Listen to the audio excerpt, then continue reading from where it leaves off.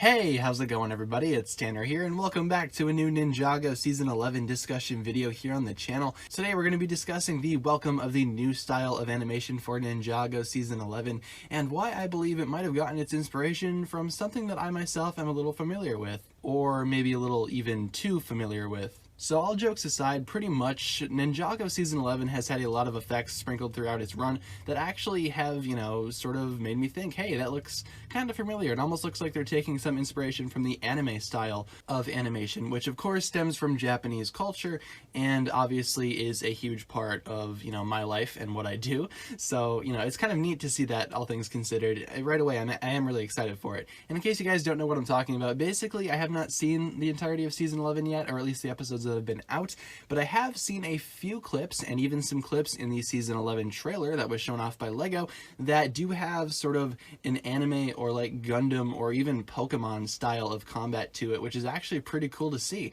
I mean, we see a shot in the Season 11 trailer featuring Samurai X and her mech, and she kind of jumps up into frame, and in the background you just have some stock lights, which, does seem kind of, dare I say, lazy to some people, and I know a lot of people don't like this style, but it actually does kind of, make me smile a little bit. I love seeing that. I like this new style that Ninjago is taking, at least for this new direction in Season 11, and I hope they actually stick with it. I remember a while ago at San Diego Comic-Con, somebody asked the Ninjago panel if they would ever consider doing an anime style for Ninjago, and they said, we're working on something like that, we'll look into it. Well, I think we finally know what that's actually, what that actually meant, because in Season 11 we actually see a lot of fighting styles and a lot of effects that are used in modern day anime series, and it actually is pretty cool to see. I love seeing that connection, and I love it because I'm a fan of both mediums, so, fusing them together is pretty cool to me personally. Again, that's just a personal thing. I'm not saying you have to like it, but it is something that I just wanted to point out and make a video about because it is something that's really close to my heart, and I actually did love seeing that in the Season 11 trailer, and I can't wait to actually see that in the actual Season 11 story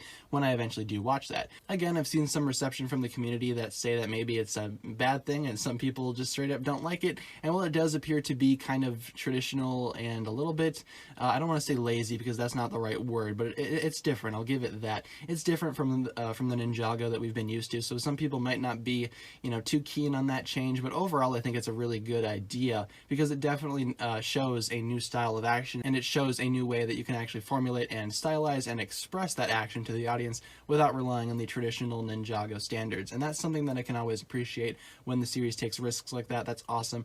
And I've always been one to say that, hey, maybe we should get an Ninjago anime, but I think we already have it, and it is Season 11. Of course, Season 11 is not a direct anime, I should point that out, but it definitely is animated in such a way, and it uses some subtle techniques that a lot of anime series do use that make me think that, they're definitely getting their inspiration from somewhere. So I can comfortably say that Season 11, or at least some of these stylized choices that they make, were inspired by anime. So I'm just going to go ahead and, accept that and actually be super happy about that because that actually is pretty cool. And again, I'm curious to see what some of you guys have to say about all that, so feel free to leave a comment down below talking about just that.